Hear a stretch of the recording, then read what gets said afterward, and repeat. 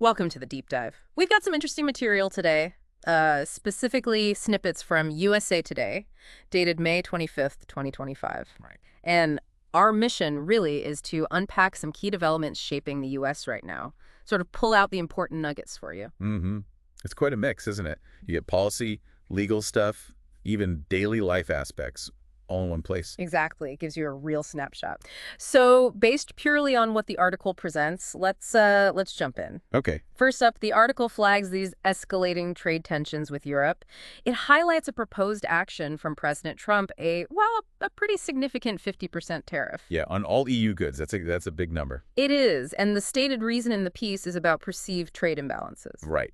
That's the justification given. It certainly sets let's say, a firm tone for any talks. So how's the EU responding? The article quotes Commissioner Ifajovic. It sounds like they're willing to negotiate. They are, yeah. But, and this is important, they're also making it clear they're ready to defend their own interests. Ah, okay. So negotiation, but with teeth. The article kind of contrasts that, doesn't it? Suggesting trade based on mutual respect versus, well, threats. Exactly. It just highlights the different philosophies, how you approach these big international trade discussions. It's not just about the numbers. Got it. Okay, shifting gears a bit domestically. The piece notes President Trump's recent executive orders are facing multiple legal challenges. Yes, that's a key point. Not just one or two, but several. And what's the basis for these challenges, according to the article? Well, it boils down to questions about their constitutionality and also their potential impact on civil liberties. That's what the reporting focuses on.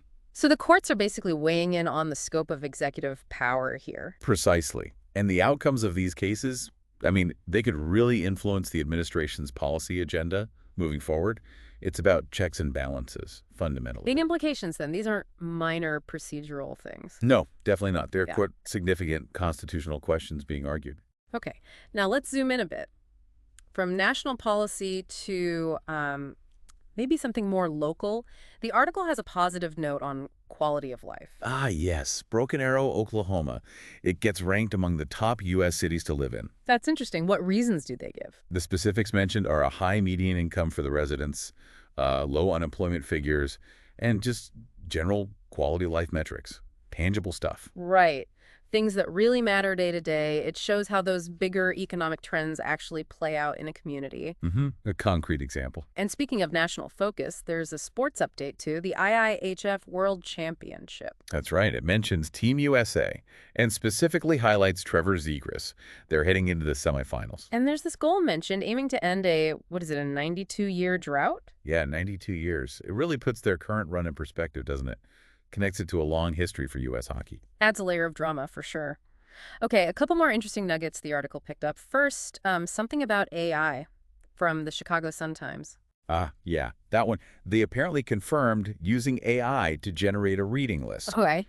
That included books that don't actually exist. Oh, right. Not ideal. No, they called it a learning moment, which, I suppose it is. Polite way to put it. It definitely highlights the challenges, right? With AI-generated content and just basic information reliability, we have to be careful. True.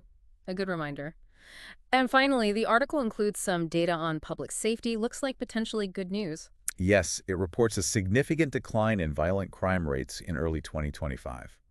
This follows that spike we saw during the pandemic years. Okay, how significant are their numbers? Yeah, the specifics cited are a further 22% drop in murders and an 11% overall reduction in violent crime compared to the previous period. Wow, okay. Those are pretty substantial drops. They are. If that trend holds, it marks a really notable shift in public safety compared to recent times. Something to watch. Definitely. So quite a journey there. From one source, we've touched on global trade friction, U.S. legal battles, Local community rankings, national sports hopes. tech stumbles with AI, and potentially improving crime stats. It really shows how interconnected everything is, shaping the national picture. It does.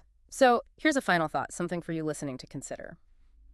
Given all these different developments we just discussed, the trade issues, the legal limits, the local bright spots, falling crime, AI weirdness, which single thing do you think will actually have the biggest impact on daily life in the U.S. over the next year or so?